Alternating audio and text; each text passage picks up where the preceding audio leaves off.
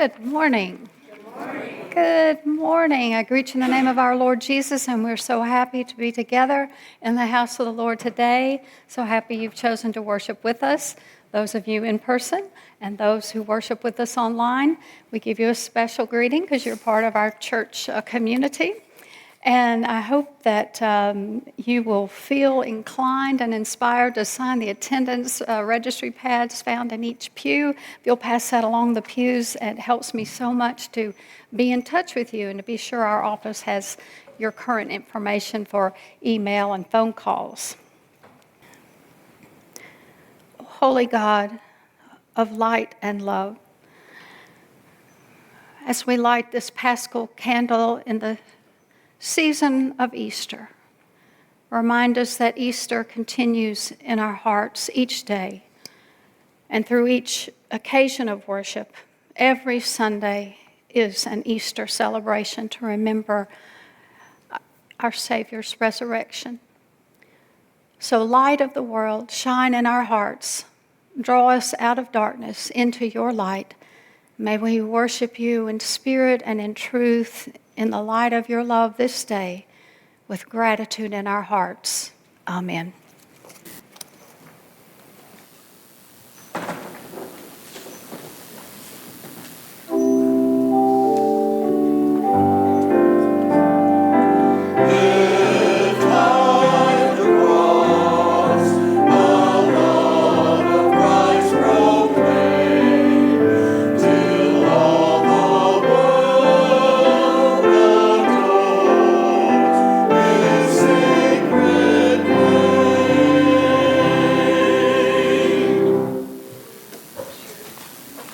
Good morning. Our opening hymn is 545, The Church's One Foundation.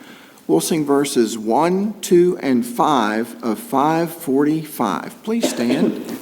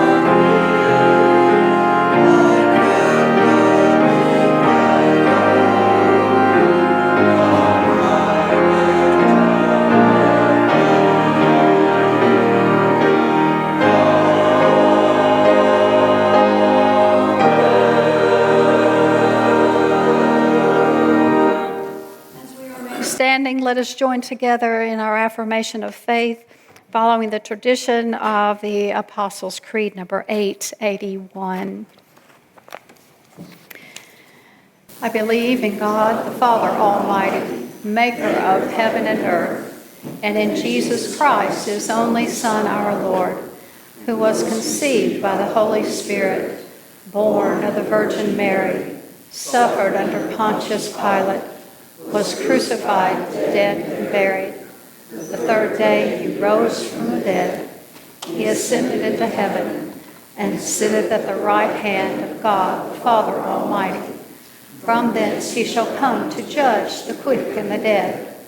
I believe in the Holy Spirit, the holy Catholic Church, the communion of saints, the forgiveness of sins, the resurrection of the body, and the life everlasting. Amen.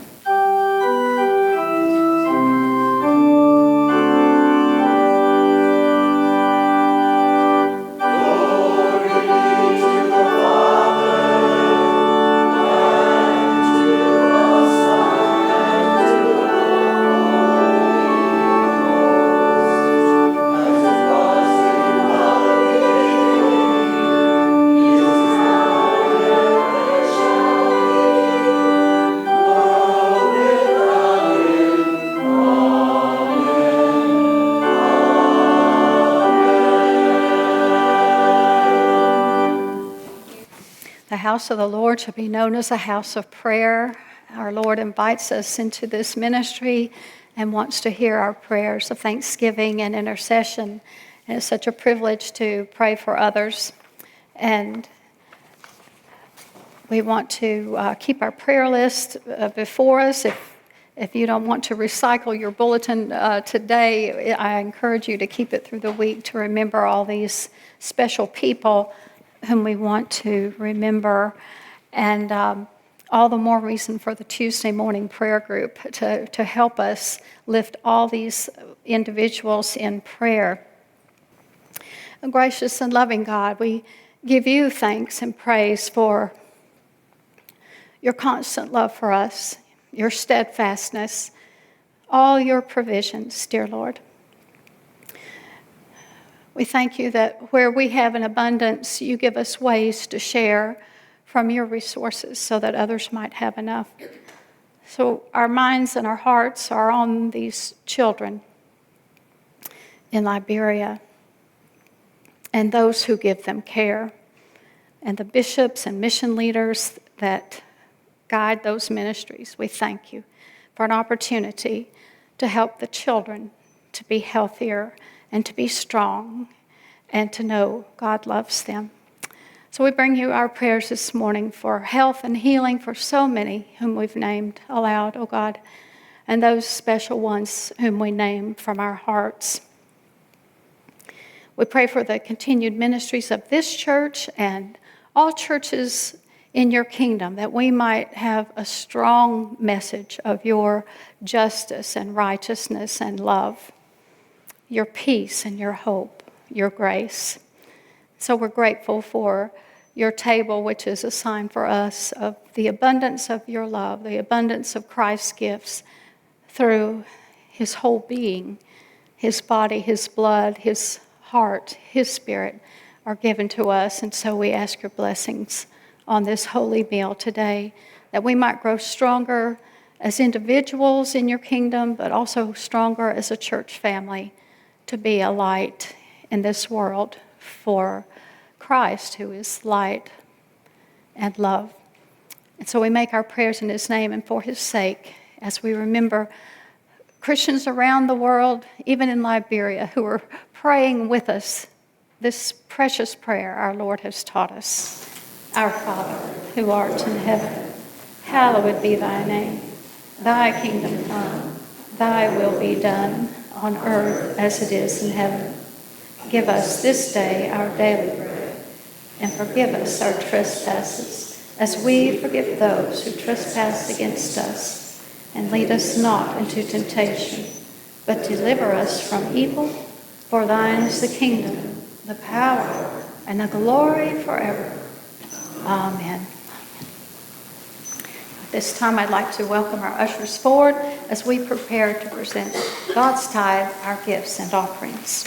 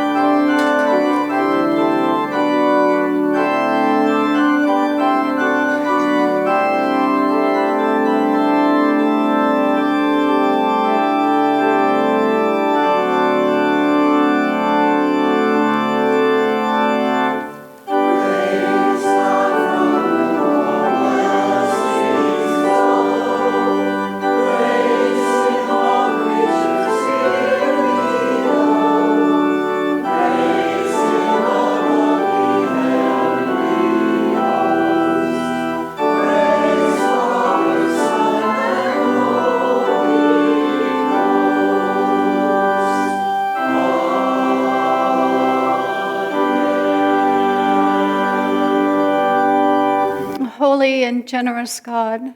We give you thanks and praise for your abundant gifts in our lives. Teach us to be cheerful and generous in our giving, that others might hear and experience the good news of your gift of salvation, because we have given through your love for your will. In Christ's name and for his sake, we offer our gifts. Amen. You may be seated.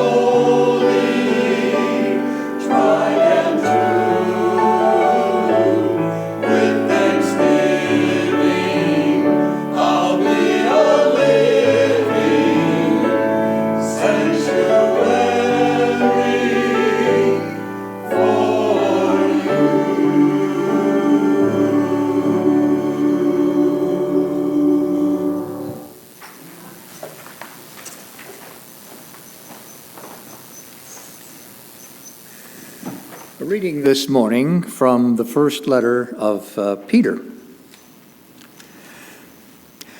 Like newborn babes, long for the pure spiritual milk, that by it you may grow up to salvation.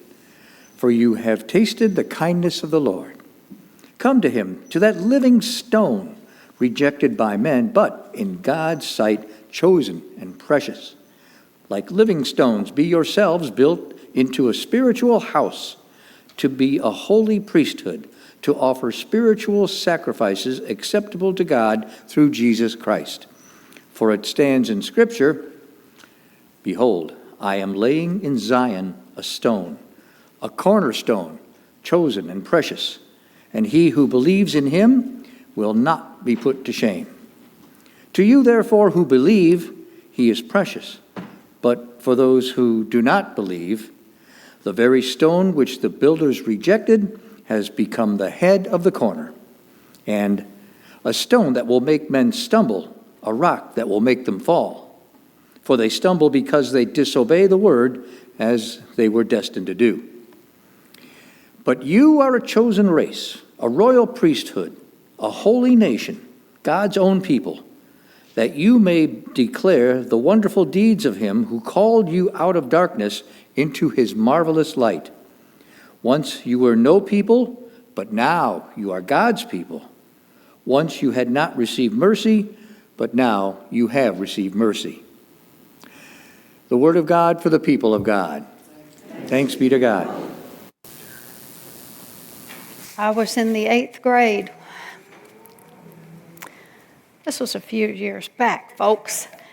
I was in the 8th grade when I received a telephone call from my church's youth director. She was making plans for the annual youth mission trip. We had a covenant with the Appalachia Service Project. If any of you have heard of ASP, some of you might have gone on ASP mission trips, or you sent your youth to Appalachia Service Project to do home repairs. And I knew that our youth group was going on that trip, but I'd not signed up for it. I figured a lot of the senior high students would sign up to go. They were taller, bigger, stronger, and I just hadn't even considered being one of the ones to go. And it was getting closer to time to send in the registration fee and all, and my youth director, asked me, and I said, well, no, I'm not planning to go. And she said, well, we're running short on volunteers, and we need you. So I said yes, and I'm so glad I said yes. I'm so glad she called and asked.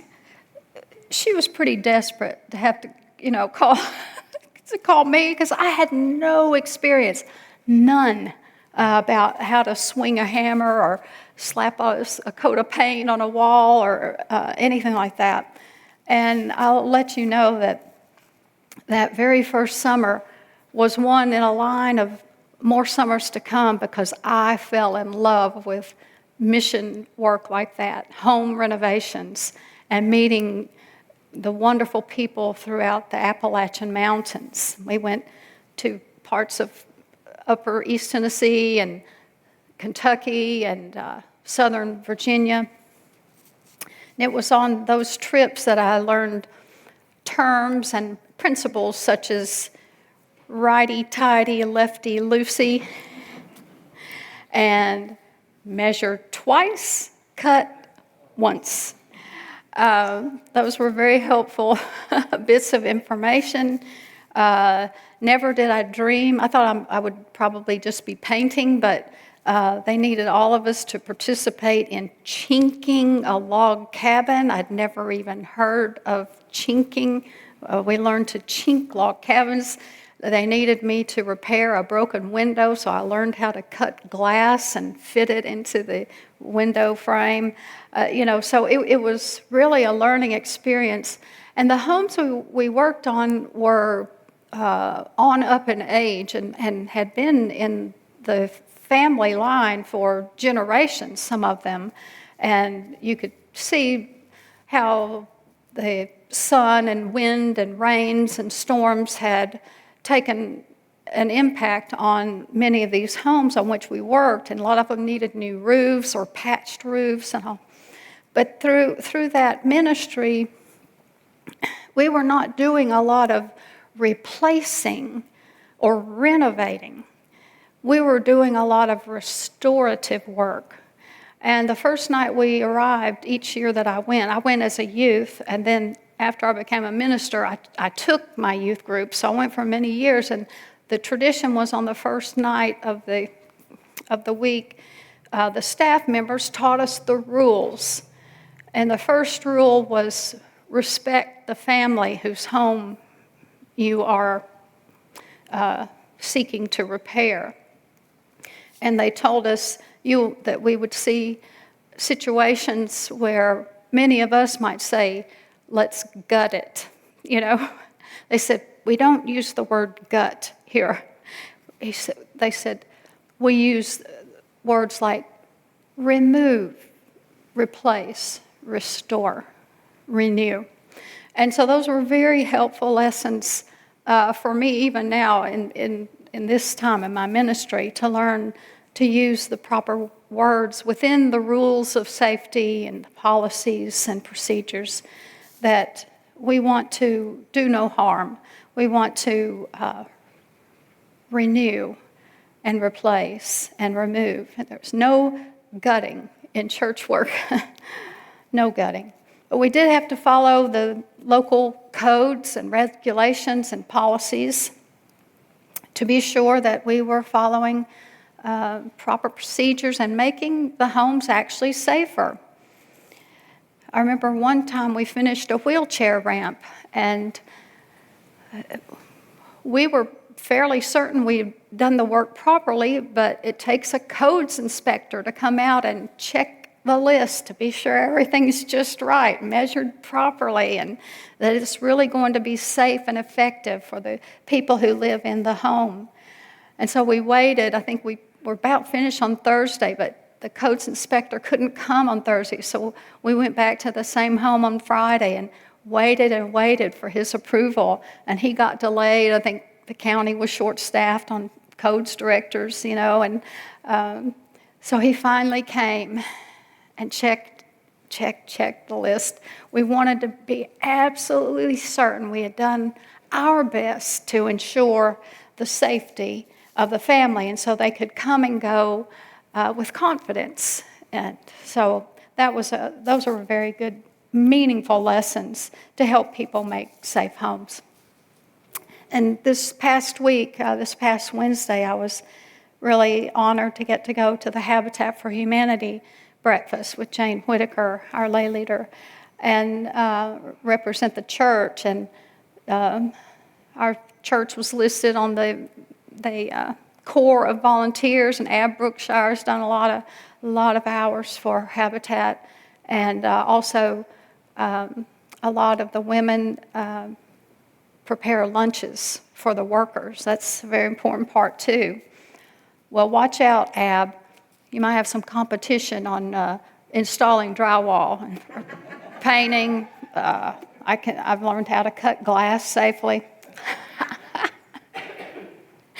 Ab's a pro. But we heard a panel of experts that morning at the Habitat breakfast, and I'm so glad this church has taken an active part in that ministry for the community. Saw Mayor Tony there, and support from the city council, and so Mr. Kennedy and some others. A bank was represented. A man from the USDA was there to talk about rural areas in the state that we need to help. But also our president of Fort Loudon Medical Center, Connie Martin, was there. And I was glad to hear her part because you could see the expansiveness of that mission. Now, it could be Habitat for Humanity or another similar mission to help people build homes.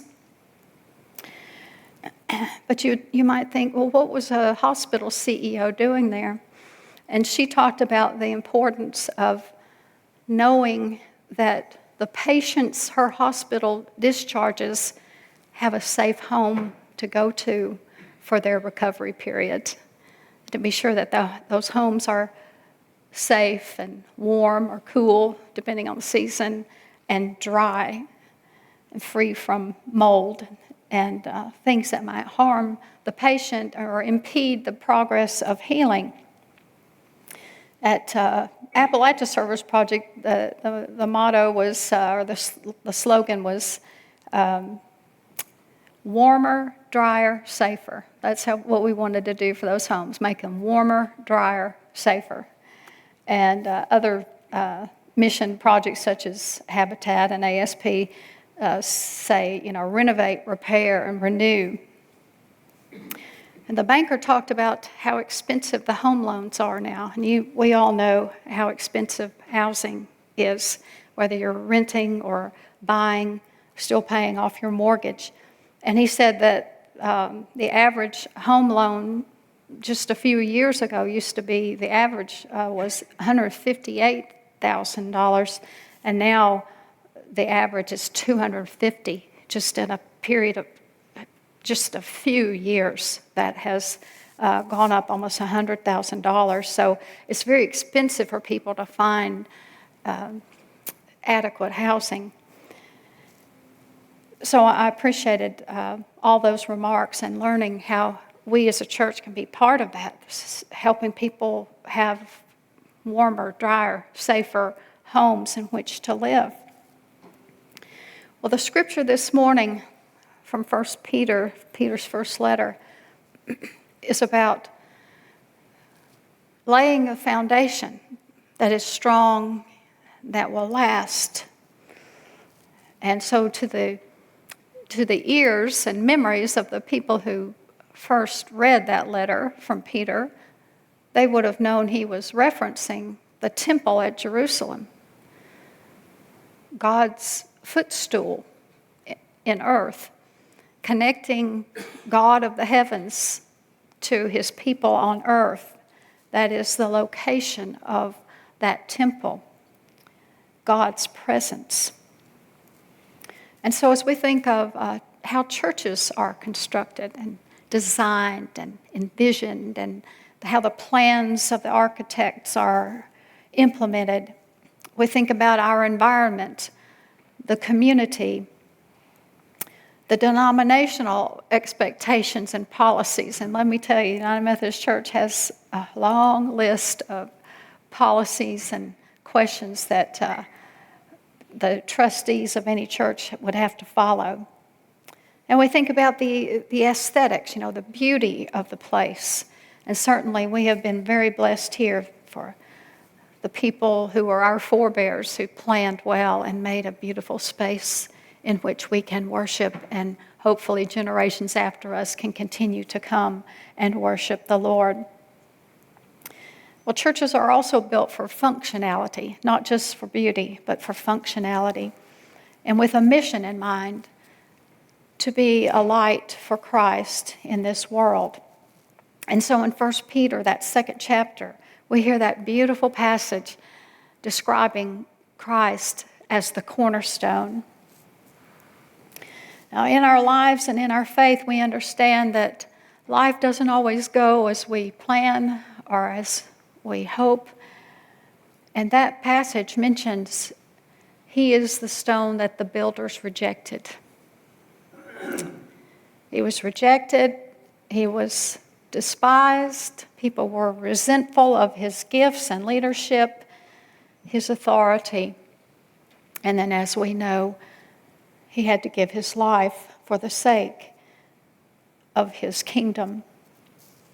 And so in this Easter season, we continue to hear passages from Scripture about life, the life-giving nature of our God that we see through the Spirit of Christ. We say Christ is risen indeed, and he continues to live, and calls us to be part of that ministry of living stones. We are part of this spiritual home that is being built for the sake of God's kingdom, God's vision in the world. We're even referred to as part of the royal priesthood. And so these are very high expectations that God is envisioning and offering to us to accept and to follow.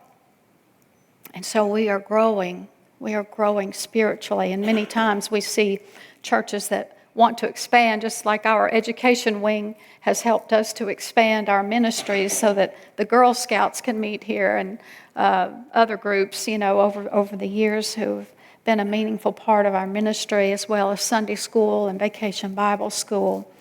We're part of this royal priesthood, and so we want to offer our best selves and understand what it means to be filled with Christ's Spirit, so that we are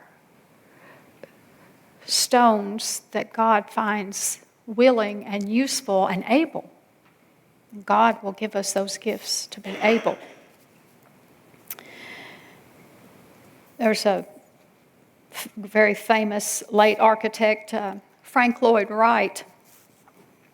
I've toured only one of his homes. I'm sure some of you, Jim, some of you probably have toured a Frank Lloyd Wright house, or you can find videos on YouTube or on that website for his foundation. His homes are not like every other home that might have been built over the decades. He had a unique style. And I was reading about Frank Lloyd Wright's life and work and his philosophy of working and being an architect. And one thing I noticed, because so many churches are built, as we say, on a hill, It's based on Scripture, the city, a light built above the city on a hill. Frank Lloyd Wright was all about the environment in which a structure is becoming a part of. So he said, no house or building is constructed on a hill. And so I read further. He said, it's constructed of a hill. Homes and churches and other buildings are constructed of the hill, or of the valley, of the community in which it is being placed. And so Trinity United Methodist has been placed in a strategic location. I'm so glad we can see we have the mountain view and the city view and view from all the people who stop at the four-way stop and the neighborhood. We are of this hill. And so we want to be mindful of Christ's expectation for us to reflect his light, shine his light for this community of which we are a part.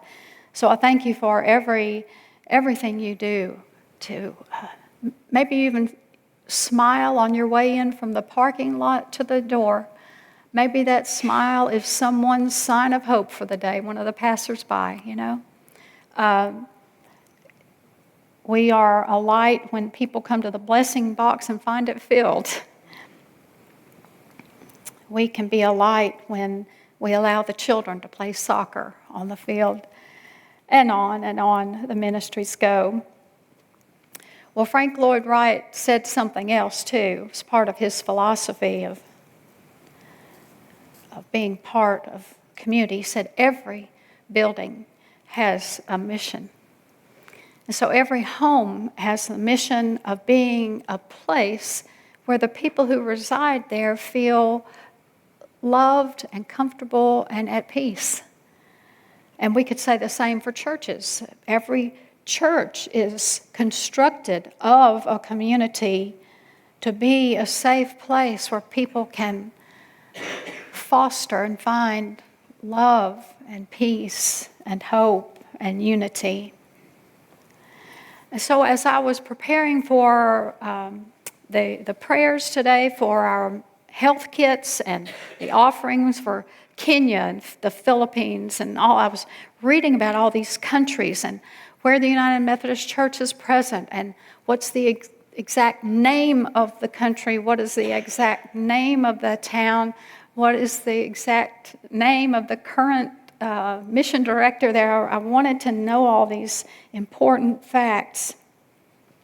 And so as I searched for information about the Liberia Conference in West Africa, I was reading about Monrovia, which is the capital city of Liberia, and our bishop there is named Reverend Samuel Choir, Jr., and that's choir spelled with a Q-U-I, not C-H-O-I-R, but maybe he sings.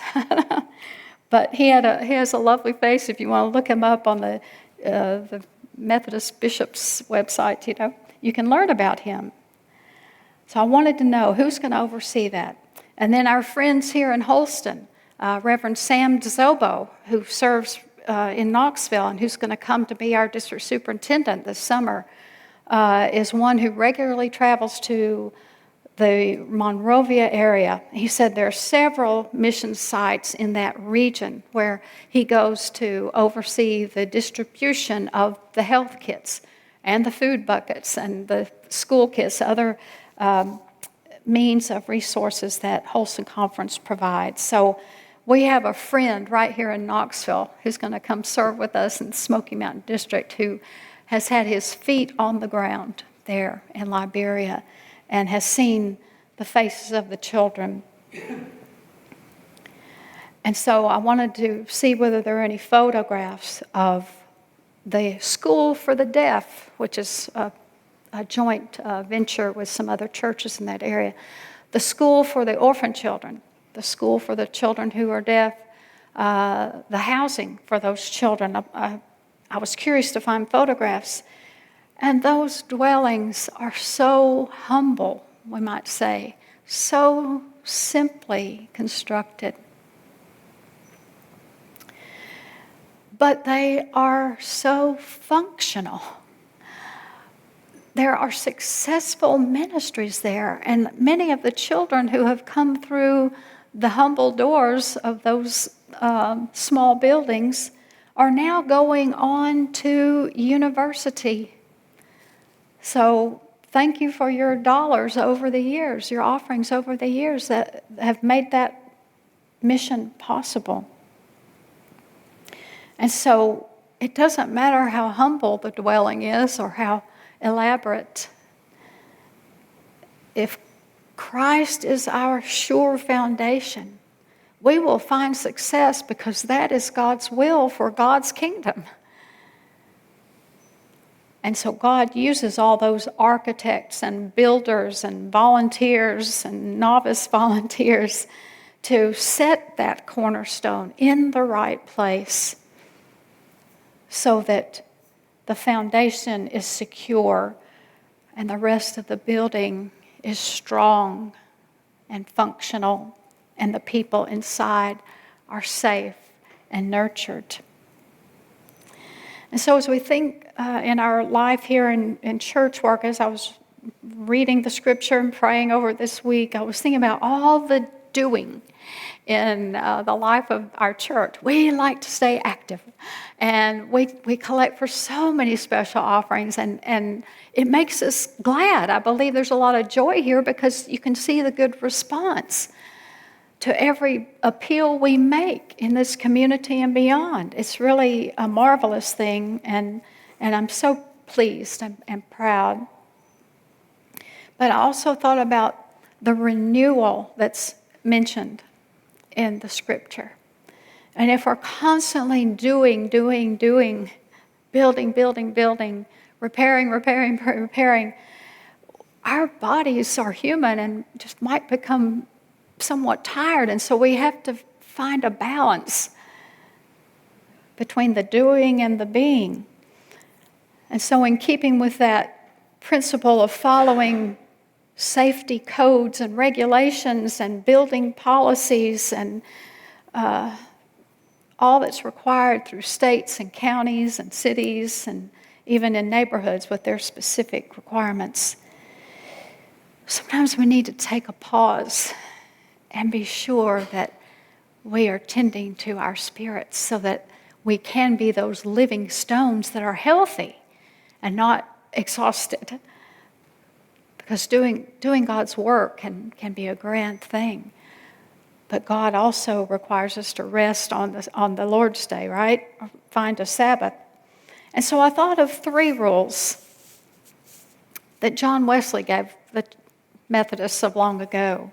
Just 3 to remember. It's not very difficult.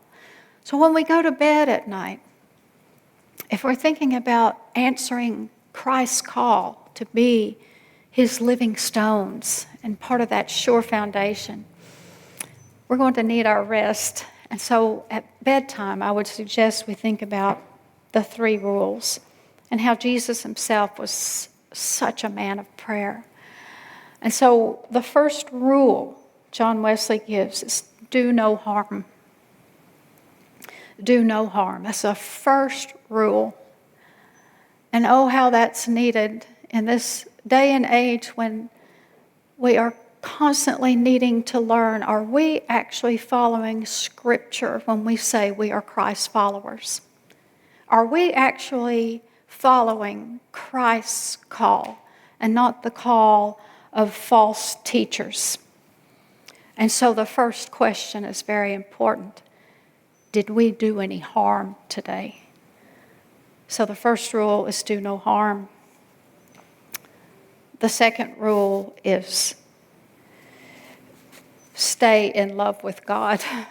And that means staying close to God with our prayers and our offerings, our service. And the third rule, do good. And so we can ask ourselves at the end of the day, did we do some good for someone?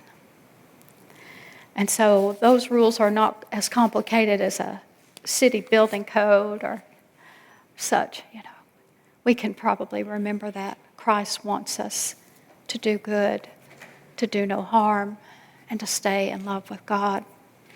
And He is the sure foundation whom we can trust. And that image is given to us from Isaiah, the 28th chapter. See, I am laying in Zion a foundation stone, a tested stone, a precious cornerstone, a sure foundation. One who trusts will not panic, but live in justice. Amen.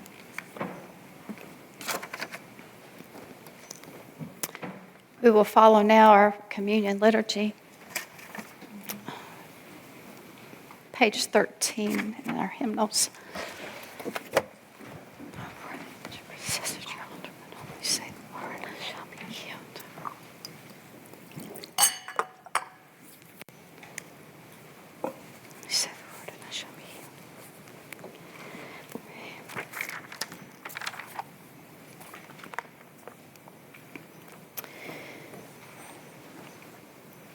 On page 14, we'll pray the prayer of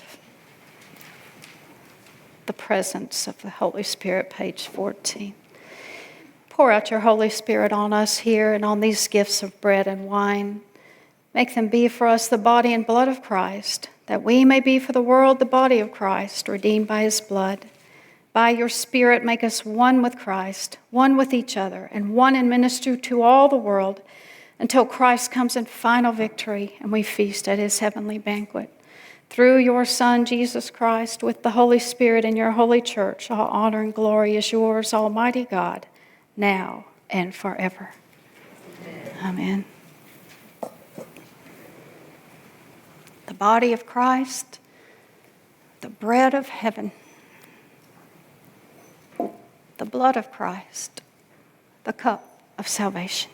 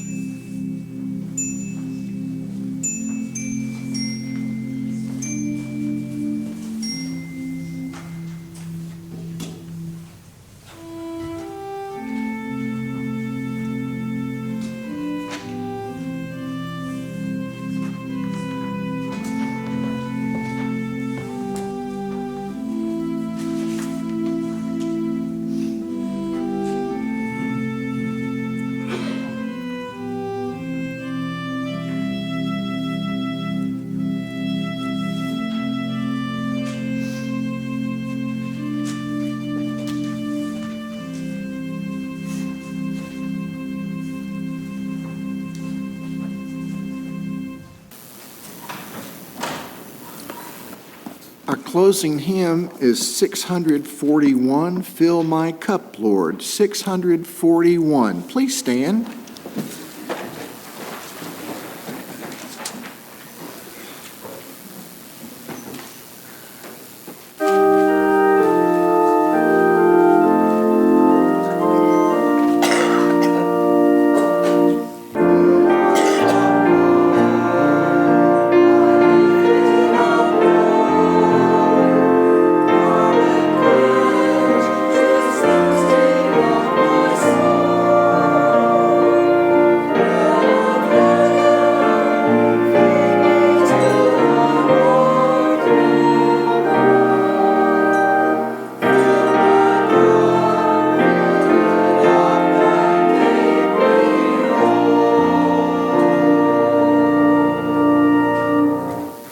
We'll consider the food very blessed, and we thank all whose hands have prepared the meal and hope everyone can stay for our time of fellowship. So thank you for being here today to be Christ's holy people. And so may we go forth in peace to love and serve the Lord. May the blessings of God Almighty, Father, Son, and Holy Spirit rest and abide with each of you now and forever. Amen.